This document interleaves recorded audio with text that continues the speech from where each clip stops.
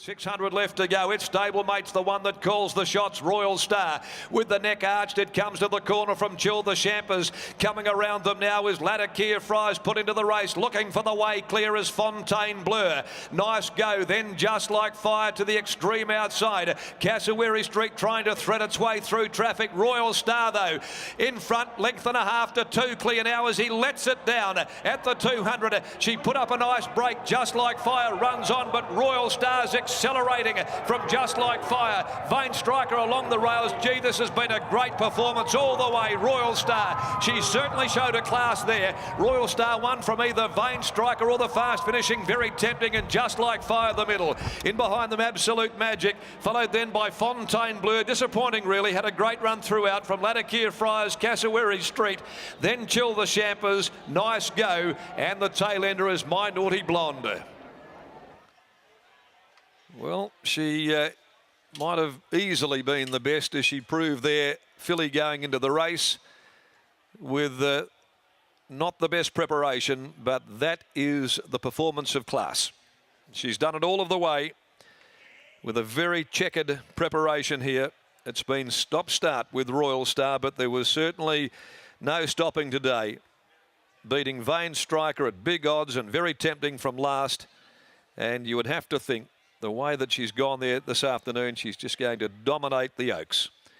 And that, of course, gives the Cerise and White their 4th victory in the Natasha Stakes. A great filly that Bob and Sandra Peters raced back there in the 1990 Oaks and Derby winner.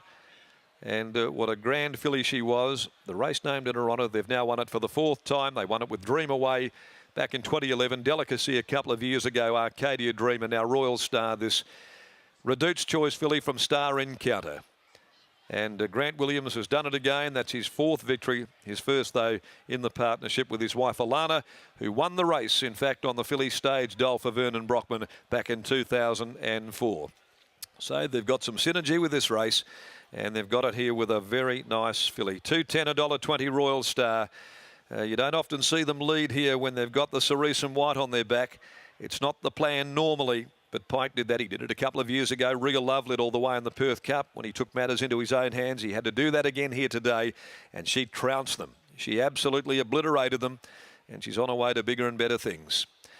Royal Star, the winner. Second, 7, Vane Striker. It scooted home along the rails late, and a marked improvement by Authorised out of Violent Vein for Livio and Renato Divatini Racing. Trained by Justin Warwick, ridden by Lucy Warwick.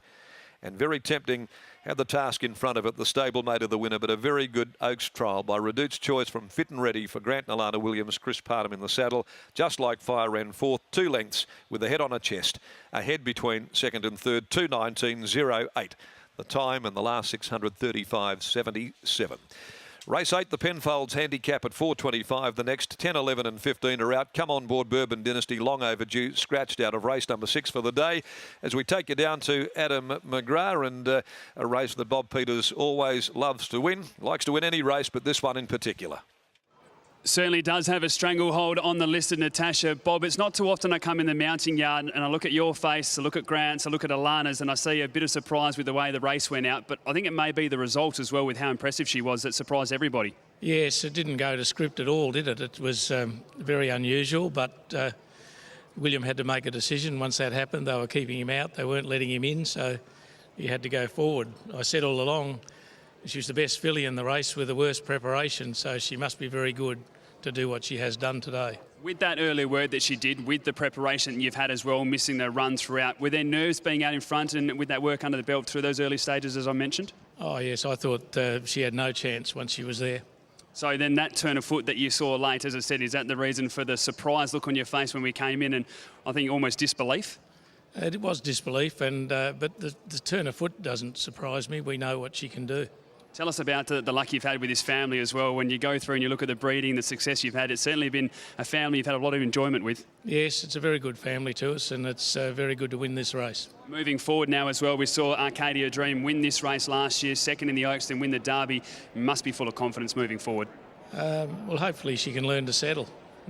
Bob, congratulations. Thank you. We'll grab winning jockey now, William Pike. Pikey, we found you out in front once before with that little smile on your face. It was real love. You were able to win on that day as well. So although you probably didn't want to be out there, I'm sure you'll be forgiven for this.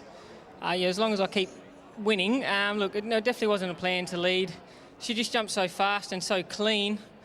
And there was not a lot of real speed, so I sort of got stuck there. But I was sort of happy with that as well because she was travelling keen. Took me half the race to really get her to settle, so probably wasn't a bad thing in that I didn't have to rush her and bully her around. We mentioned with your selection going into the race that we know you're always trying to be on the winner. That's a clear thing. But with that missing run in the prep, it may have been a tough decision for yourself. That performance, though, did you expect that, or did that catch you by surprise like it caught a few of us? No, we've always thought all along that she was probably, well, I've always thought all along she was my number one pick out of the group. But as you said, with the muddled prep and a few different things going wrong, I probably had forgotten about her a little bit, but also was more than willing to give her a try today and really see. And, good horses are versatile. I think she's just slapped you in the face just to give you a reminder, mate, that you might want to be on this one moving forward. Bob mentioned about it, if you can settle, we might see even more turn of foot. Are you confident that, as you said, you were forced to go forward with how clean she jumped? Are you confident you can just sit back midfield and relax with this filly?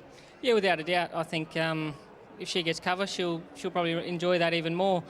She didn't really know what to do out there. She was a bit on and off the bit, so I have no doubt in my mind, as soon as I find a tail to follow, she'll enjoy that and fall asleep. She looks to be pretty special, mate. Congratulations on the win. Thank you. William Pike there, winning jockey aboard of Royal Star, which has taken out the listed Natasha Stakes over the 2,200 metres, an event that has been dominated by the Cerise and White in recent years. Vain Striker second and Very Tempting third.